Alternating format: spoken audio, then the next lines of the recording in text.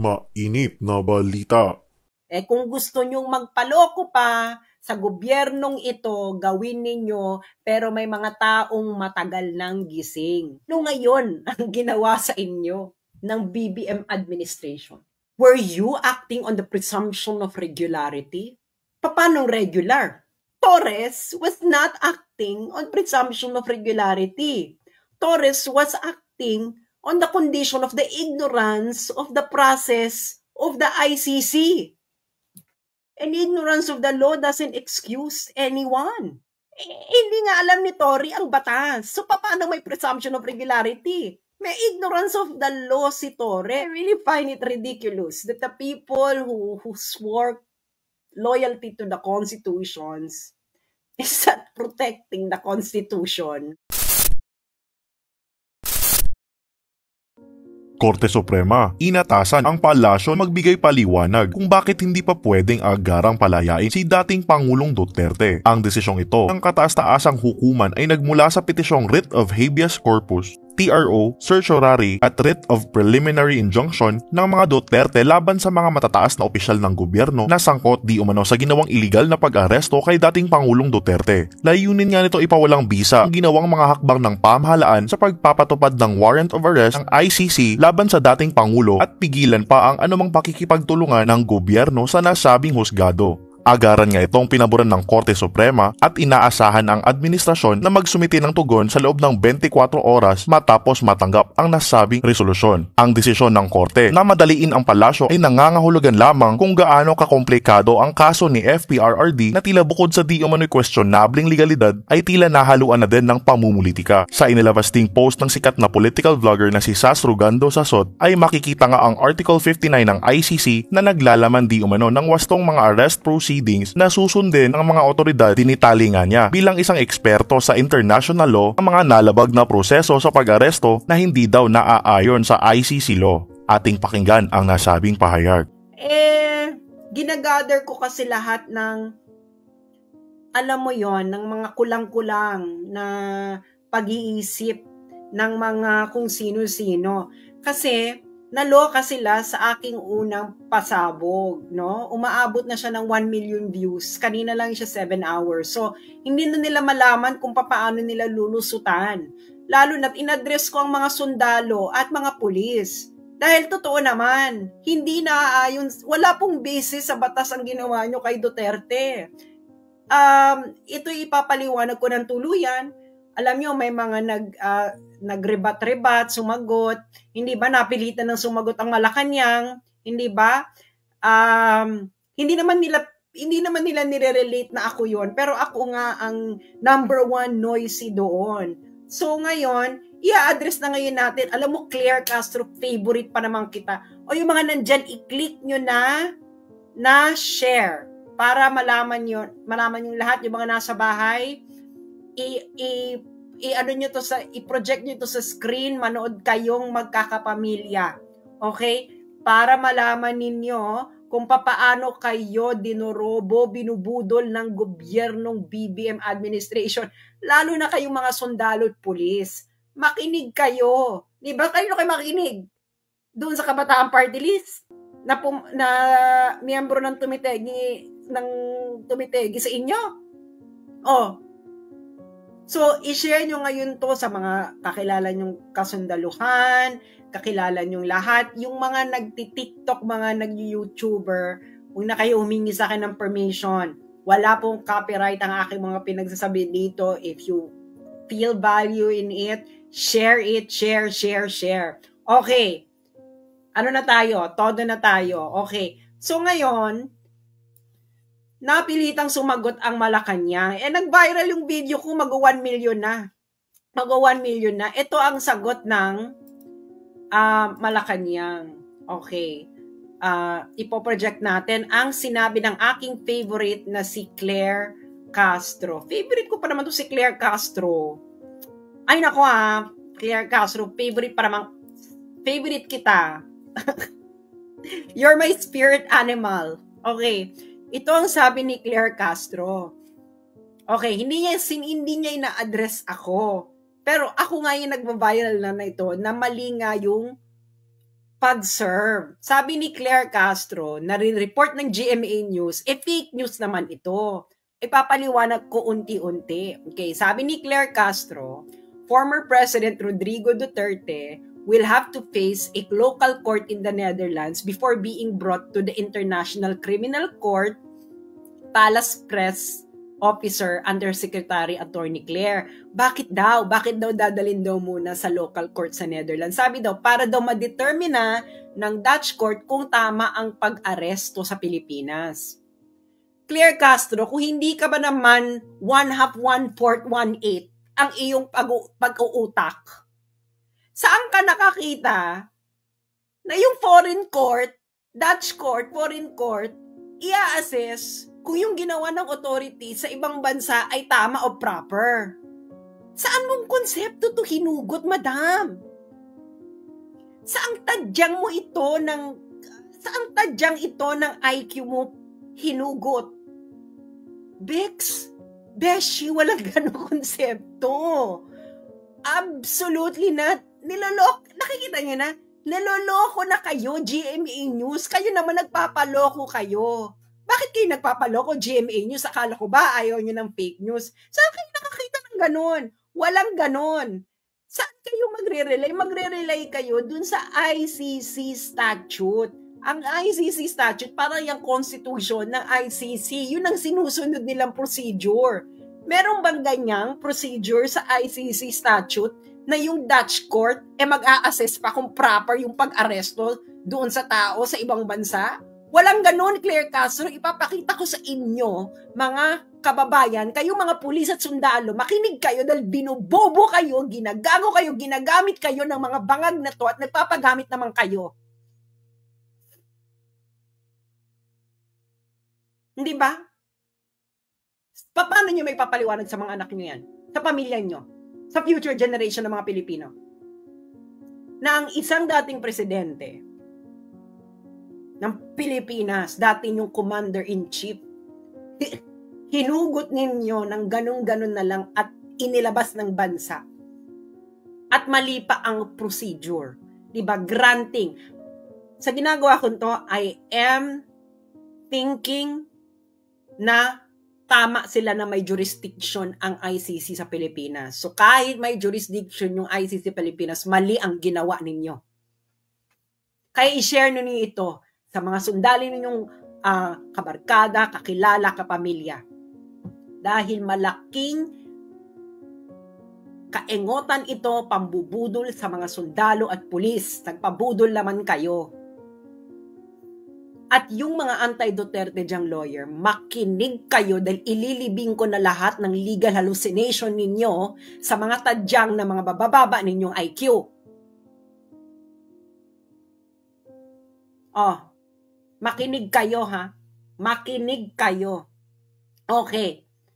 Tama ba ang sinabi ni Claire Castro na ipaprocess pa raw ng Dutch court at i-assist ng Dutch court tama ang pag-aresto? Isa itong 100% legal hallucination na I hope na because of old age, Claire Castro, at hindi dahil sa kakasingkot. Ito ang ICC statute. Doon lang tayo sa facts, no? Doon lang tayo sa facts. Now, para mas lalo ninyong maintindihan, okay? Ia-apply na natin ngayon ito sa facts, okay? Facts of the case, okay? Nang nangyari, okay? Nasa na itong i-share ko. Kaya paki-share muna ito at makinig kayo nang hindi kayo naloloko ng mga kung sino-sino. Okay. Nasa na ba yan? Iaano ko na lang. I-share ko na lang yung Facebook ko. Okay. Yung mga, wag na kayo mag-request sa akin kung i-download nyo para sa TikTok. I-download nyo na lang. Okay. Dito ngayon tayo sa application. Okay. Ito ang sunod-sunod na pangyayari. Inaresto si Digong, correct? granting, sabihin na natin for the sake of argument na may jurisdiction ng ICC, inaresto ninyo. Saan ng warrant of arrest ng ICC. Huwag niyo akong paikot-ikutin na dahil sa Interpol. Wala pong karapatan ng Interpol na mag-issue ng warrant. Ang Interpol po, nag-i-issue po ito ng red notice after merong isang requesting party na magsabi na may warrant of arrest itong taong ito at kailangan ng tulong ng Interpol. Ang Interpol nag-issue ng red notice on the virtue of that warrant. At ikaw, Pilipinas, ikaw, Bongbong, hindi ka nag-comply sa Interpol, nag-comply ka dun sa warrant. Hindi dun sa red notice, nag-comply ka doon sa warrant. Okay. Sabi mo, inaresto si Digong. Okay, nag-comply yan sa Article 59.1 ng ICC statute. Arrest the accused. Check. Anong second step nila? Dinala sa Villamor Air Base. Anong step 2 sa ICC statute? Iharap ang akusado sa competent judicial authority ng custodial state. In other words, Pilipinas. That's Article 59.2. Okay. Nag-comply? Aba, kahit grade 5, maintindihan ko anong difference ng Villamor Air Base at competent judicial authority. Wes, wag niyo na maka-illegal calisthenics. Ang layo naman ng Villamor. Kailan naman naging competent judicial authority ang Villamor Air Base? Yung mga sundalo at pulis. Oh, mali ba ako? Sabihin niyo sa amin, baka nagbago na. Baka nagbago na talaga ang Pilipinas. Na ang Villamor Air Base ay bigla ng competent judicial authority. Anong next step ninyo? Isinakay sa eroplano. Anong next step pagkatapos? Anong next step ayon sa batas na nanaayon sa ICC proceedings? Ang competent judicial authority susuriin ang ang process at kung nirespeto ba ang karapatan ng accused. That's Article 59.2. Complied? No, X. Umalis ang eroplano ng Pilipinas. Yun na yung final step ninyo. Ang next step doon, ang akusado ay pwedeng humiling ng interim release sa competent judicial authority. So, ihaharap nyo muna siya, i-assess muna ng judicial competent authority lahat ng mga nangyari, and then, ang akusado ay magre-request ng interim release. Karapatan niya yun. Nasa ICC statute yun. Huwag nyo ibase sa feelings ninyo. May batas po. Nandun yung batas, may procedural law. Wala akong pakialam sa mga drama. You cannot pick and choose kung ano yung steps ninyo dito. Hindi ito dance revolution. Kahit nga dance revolution, kailangan mo mag-follow ng steps. Okay. Hindi, di ba? Ngayon, ang dami na naman nilang mga ebas. Akala nila hindi ako handa sa mga kaebasan nila, no? Sabi nila, hindi na naman member ng ICC ang Pilipinas, kaya hindi na applicable lang Article 59. Una-una, sabihin ko lang na yung mga nagsabi niyan, ang nagpapatunay na ang average IQ ng mga Pilipino ay 81. kung hindi ka na member ng ICC, at sinasabi mo na yung batas ng ICC hindi nag-a-apply sa Pilipinas, so anong basis mo ng arrest? Ano yung Article 59? Uulitin ko, mga sundalo at mga pulis, okay, na nakikinig sa akin. Kung gusto nyong magpaloko pa sa gobyernong ito, gawin ninyo, pero may mga taong matagal nang gising. Ito ang procedures ng Article 59. Arrest the accused, Article 59.2, iharap ang akusado sa competent judicial authority ng custodial state. Ang competent judicial authority susuriin ang warrant, process at kung nirespeto ba ang karapatan ng accused.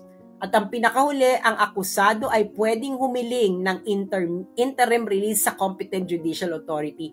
All these processes will happen where? Hindi sa Netherlands, Claire Castro, sa territory ng arresting state. Ikaw na naman, Claire Castro, legal hallucination. Pati yung mga law din na iba, legal hallucination, plain language. Hindi ka po pwedeng mag-legal calisthenics kung plain language ang batas. Magli-legal calisthenics ka lang kung may ambiguity. Ngayon, kayong mga nakikinig sa akin, mga sundalo at pulis, ano ngayon ang ginawa sa inyo ng BBM administration? Tell me, were you acting on the presumption of regularity? Paano regular? Hindi nga, Torres was not acting on presumption of regularity. Torres was acting on the condition of the ignorance of the process of the ICC. And ignorance of the law doesn't excuse anyone. Kahit si General Torre ka pa, ay yun ay kung kayong mga pulis at sundalo ay loyal pa sa Constitution. That's my challenge to you. Are you still loyal to the Constitution? Kayong mga sundalo at mga pulis na nakikinig sa akin ngayon, granting, let's say, for the sake of argument, that ICC has jurisdiction over the Philippines. Okay? Let's say, for the sake of argument, just for the sake of argument, okay? Ginawa ba sa pag-aresto sa former Commander-in-Chief? Ha? Hindi ito ginawa kay Erap. Hindi ito ginawa kay Arroyo. This is the first time that this was conducted in recent memory to a former head of state of the Philippines. Hindi ba? Si Erap nga na pinatalsik ng upheaval, na nagkaroon ng people power and coup combine laban kay Erap. Binigyan pa siya ng karapatan. Hindi ba? Si Duterte, what did he do? Kayo mga sundalo at pulis. Huwag niyo sasabihin may presumption of regularity. Presumption of regularity is premise that the officer actually knows what is regular.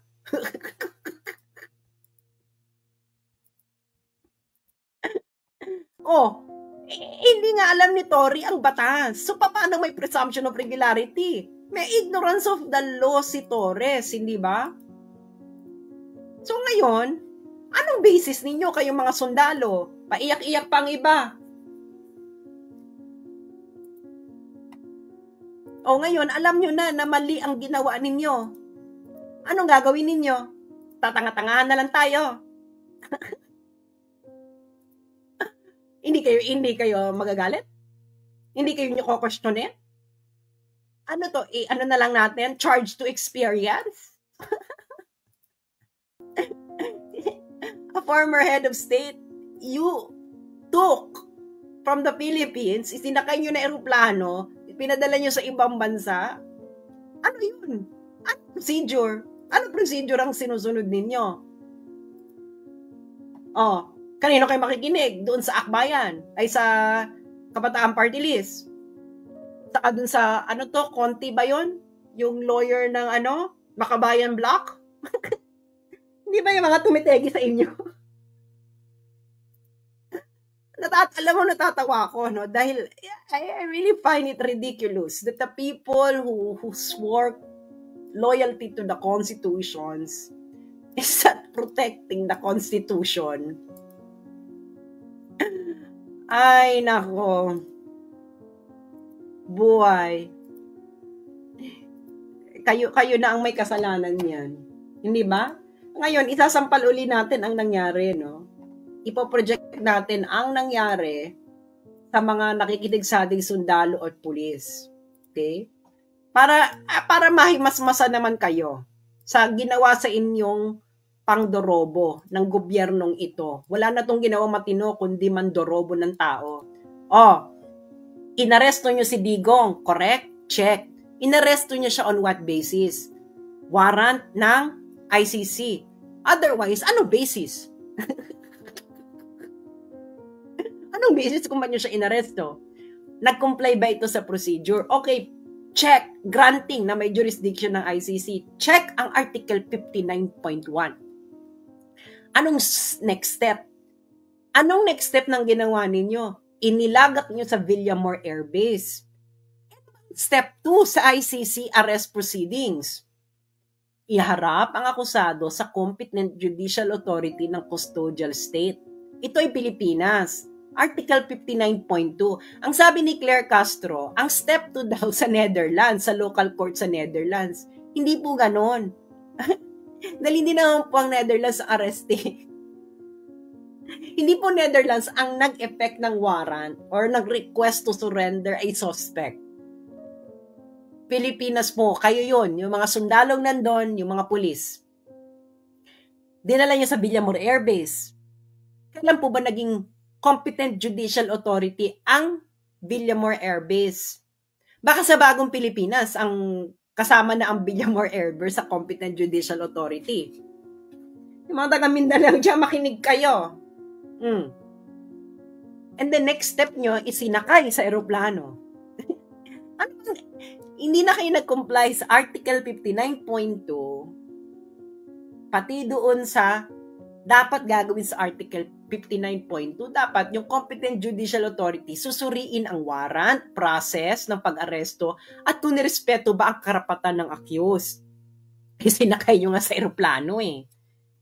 Si Torre ba ay competent judicial authority? No, arresting officer. Dapat ang ginawa ni General Torre, hinuli niya, ipinresenta niya sa harapan ng hukuman. Dahil yun ang nakalagay sa arrest proceedings ng ICC. O, ngayon, kung hindi mo ginawa yan, anong basihan mo ng ginawa mo? Anong basihan nyo ng ginawa ninyo? Mamili kayo ICC statute, Philippine Constitution, Rules of Court of the Philippines. Which one? Para mahimay natin kung nagko-comply. Which one ba? ICC statute, Philippine Constitution, Rules of Court ng Pilipinas. Which one nag-comply? Nakita nyo na hindi nag-comply ng ICC statute. X lahat. Philippine Constitution nag-comply ba? Hindi ka nga po pwedeng dumiretso muna sa Philippine Constitution kasi sabi niyo may jurisdiction ng ICC. So ngayon, the rules of the ICC in arresting a suspect of a proceeding in the ICC is going to part of the domestic law of the Philippines. So ang umiiral na batas ngayon, kung sinasabi nyo ang Pilipinas ay under jurisdiction ng ICC, then it is the Article 59 is in operation sa Pilipinas. Ngayon po pwede nyo naman sabihin hindi operational ang Article 59. Kung hindi operational ang Article 59, ano yung basis ninyo ng arrest? Article 59, arrest of the accused, ginawa ninyo. Sabi nyo, Article 59, hindi ito applicable. Bakit applicable ang Article 59.1?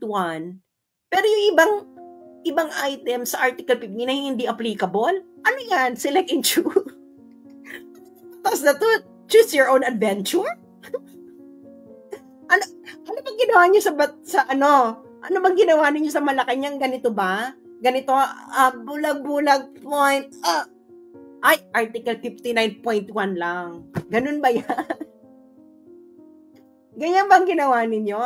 Tapos yung mga sundalo at mga pulis naman, ginawa nyo tonta. Pinapunta ninyo doon, kunwari, compliant. Kukunin nyo yung tao, Pilipino, tatanggalin nyo ng Pilipinas. Isa sa kanyang aeroplano, tatanggalin nyo ng Pilipinas. Si Tebes nga, may red notice. Nasa East Timor lang, napakalit ng bansa ng East Timor. Yung East Timor, maliit talaga siyang bansa. Hindi nyo nga ma-extradite. Si Tebes, may warrant para sa Pilipinas, hindi nyo ma-extradite mula East Timor. Tapos hindi go. Hindi naman siya nag-resist. Hindi ba? Pero hindi niya siya sinabihan ng karapatan niya. Na karapatan niyang, ano yun sa mga karapatan? Humiling ng interim release sa competent judicial authority. And that will only happen after you present him before a competent judicial authority. Yun dapat ang ginawa ni General Torre. Hindi yun ang ginawa ni General Torre. Even the ICC jurisprudence on Gaddafi says that na pagkatapos mong arestuhin after effecting a warrant of the ICC, Article 59 will apply to the suspect, kahit sino pa yan. Kahit dun kay Bemba. Yung kay Bemba, may judicial review. Kayo yung mga nagsasabi sa inyo na walang judicial review yung kay Bemba. Yung mga magpapakalat niyan, that is incorrect. 100% incorrect. Pinakita ko na sa inyo, hindi ba? I-review nyo na lang. Hindi ba? Merong judicial review. Kay Duterte, hindi siya hinarap sa competent judicial authority. Ang competent judicial authority, habang nandun siya, hindi sinure kung ang warrant, ang process at ang mga karapatan niya ay respetado at hindi siya sinabihan na pwede siyang humiling ng interim release sa competent judicial authority. Anong nakita ninyo? Pilit siyang kinukuha ni General Torre para isakay sa eroplano. Hindi ba? Yun ang mga nakita nyo na subaybayan ninyo. Huwag kayong magmaang-maangan, kayong mga sundalo, kayong mga pulis. Ngayon, saan kayo loyal? Loyal kayo sa Constitution? What is the basis sa Constitution ng arrest? Mag-aantayan tayo ng desisyon? Alam nyo na, napakalinaw. Hindi nyo kailangan mali. It is incorrect. Flawed. You gave up the sovereignty of the Philippines. Ito, may role pa yung korte ng Pilipinas, oh. Iharap sa competent judicial authority ng custodial state. Pilipinas yung custodial state, Claire Castro, hindi Netherlands. Your legal hallucination is too much already, madam. Magpa-hair follicle test ka na. Wala yung sinasabi mo. Yung sinasabi mo, Claire Castro, wala yan sa Rome Statute. Wala yan sa jurisprudence ng ICC. Walang papel ang Dutch court sa pagsusuri kung ang pag-aresto sa akusado ay proper. Unless na citizen nila ang involved, 1, resident nila ang involved, 2, or kung yung tao ay inaresto doon sa territory ng Netherlands. Doon lang nag-activate ang Dutch court in order to comply with Article 59. Yang sinasabi mo, Claire Castro, kayo namang GMA News 7, pinapakalat niyo ang kabubuhan ni Castro, halatang-halata kayong GMA News kayo ay mga bayaran kayo ni Marcos ngayon, na hinahada niyo si Marcos, nagpapatira kayo sa puwet sa mga Marcoses ngayon. Pinobroadcast niyo naman yung katangan, wala ba kayong legal researcher? Hindi niyo ba kaya? Ang mahal-mahal ng ang laki-laki na kinikita ninyo ah. Tapos puro kabubuhan pinapakalat nyo sa mga Pilipino. O, yung mga sundalo at mga pulis, naniniwala naman kayo. Uto-uto.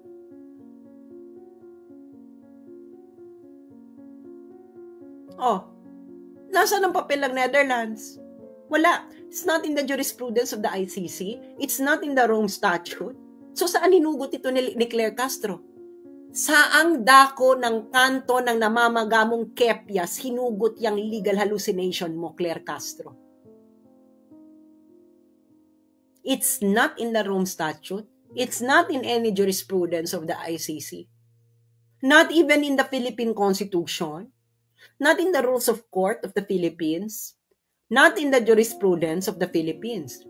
May papel pa ang Korte ng Pilipinas sa mga nangyayari. Anong ginawa ni General Torre following whose order? Na i-disregard ang korte. Sagutin niya yung mga sundalo at pulis. Ano ang basis ni General Torre para i-disregard ang korte na may papel pa ayon sa Article 59 ng Rome Statute? Ayoko ng yes or no dito. Give us your most talented reply. Tingnan natin kung may basehan yan. Kailangan meron tong jurisprudence, ha? Na yung Article 59 pwedeng i-disregard. Hanapin nyo na kailangan i-disregard ito. Pero nakita nyo na, di ba? Doon sa kasus ni Gaddafi, anong sabi ng pre-trial chamber? Uulitin natin para makita to ng mga sundalo kung anong ginawang kabubuhan ng gobyernong ito. Diyos mio, Santissima Trinidad. So ngayon, na sonic boom na. Meron pa ba? Meron pa bang i-rebat? Diyos ko naman, kung magbibigay naman sila ng argument, magbigay ng jurisprudence para ma-check natin yung jurisprudence. Ako, nag-umpisa ako sa plain reading of the law. And then pinalaliman ko. Nagtungo ako sa jurisprudence mismo. Ano ba kayo feeling? Kayo mga nag-rebat, feelings. Based on feelings, motherhood statements. Diyan naman kayo magagaling. Dapat ganun ang procedure. Ha? Ganun ang procedure ng batas, mga friends. First, the text of the law. Then, jurisprudence. Saka na kayong mag-legal calisthenics.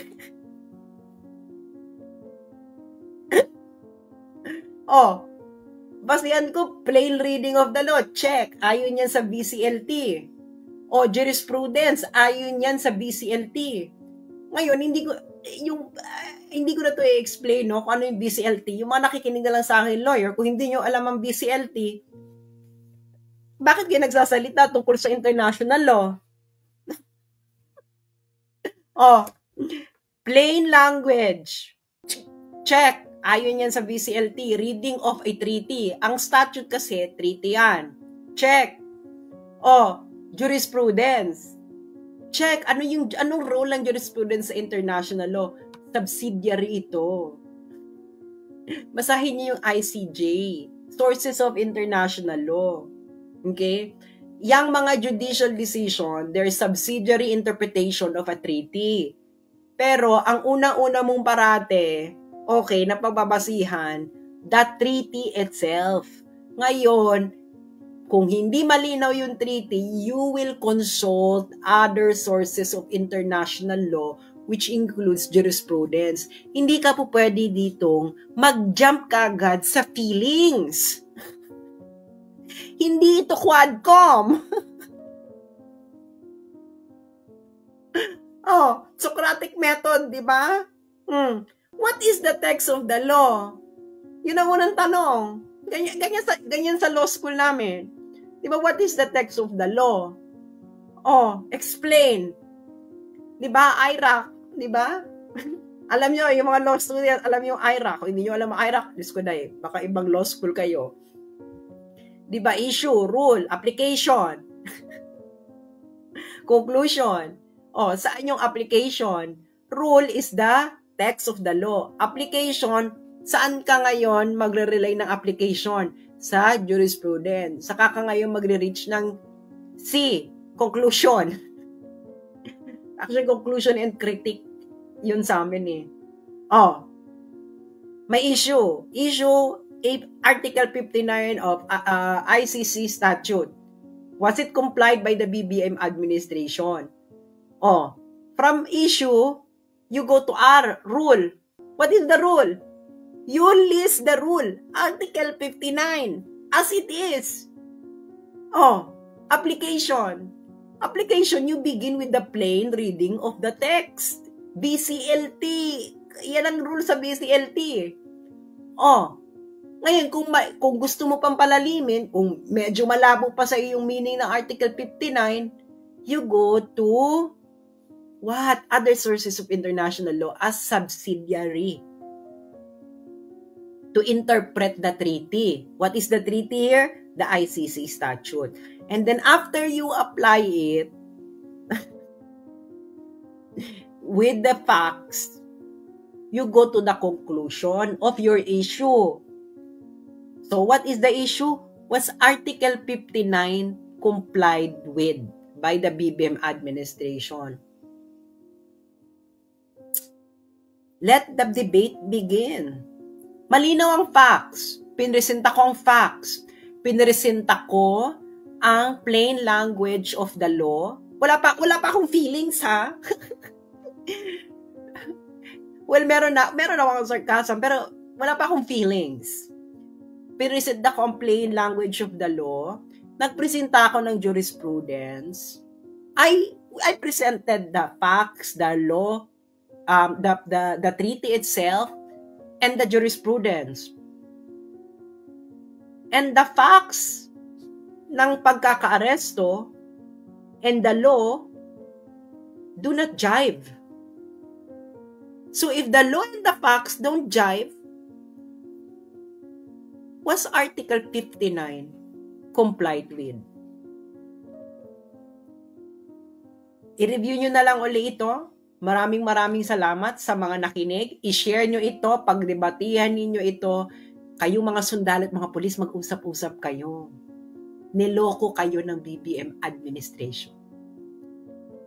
Ginamit kayo sa politika.